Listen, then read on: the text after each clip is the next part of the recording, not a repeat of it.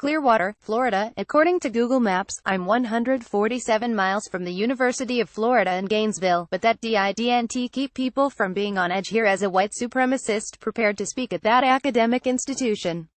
Mercifully, while there was reportedly at least one punch, nothing like what happened in Charlottesville in August happened in the Sunshine State.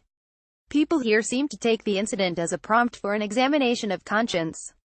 At a morning mass at the house of prayer, the priest, the pastor of a neighboring church, St. Kathryn of Siena, a lifetime favorite of mine, talked about his own prejudices along the way of life. Nothing reaching the level of Richard Spencer and his followers, but that's the point. It's a long road to where we can wind up. Nip that stuff in the bud early. Shine a light on it, acknowledge it, and eradicate it in your own heart. The same day, former President George W. Bush gave a speech in New York.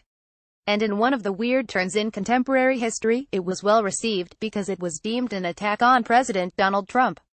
But there's a poverty to that interpretation. Bush had wise words to offer, not about him, not about Trump, but about us and what we need to be, individually and nationally, for the sake of ourselves, our neighbors, and the whole world.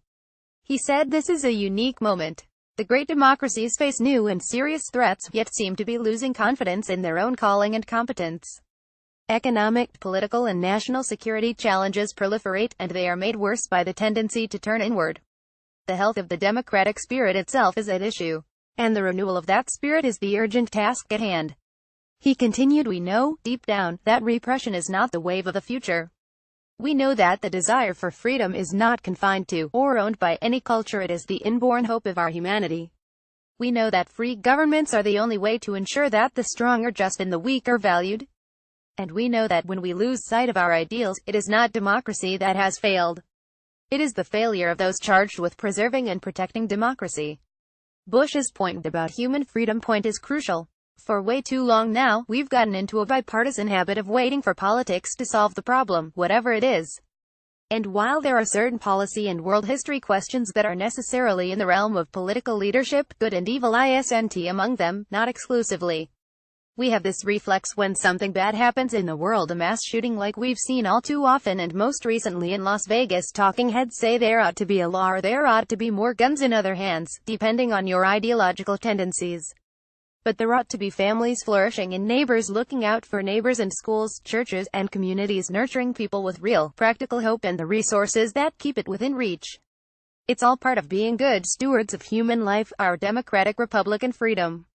One of President Bush's key paragraphs was, "There are some signs that the intensity of support for democracy itself has waned, especially among the young who never experienced the galvanizing moral clarity of the Cold War or never focused on the ruin of entire nations by socialist central planning." Some have called this democratic deconsolidation. Really, it seems to be a combination of weariness, frayed tempers, and forgetfulness. I remember an ad campaign more than a few years back now about how there was mourning in America. Obviously trying to capture something of Ronald Reagan, the ad acknowledged the incipient exhaustion and anger that seemed to be overwhelming us now.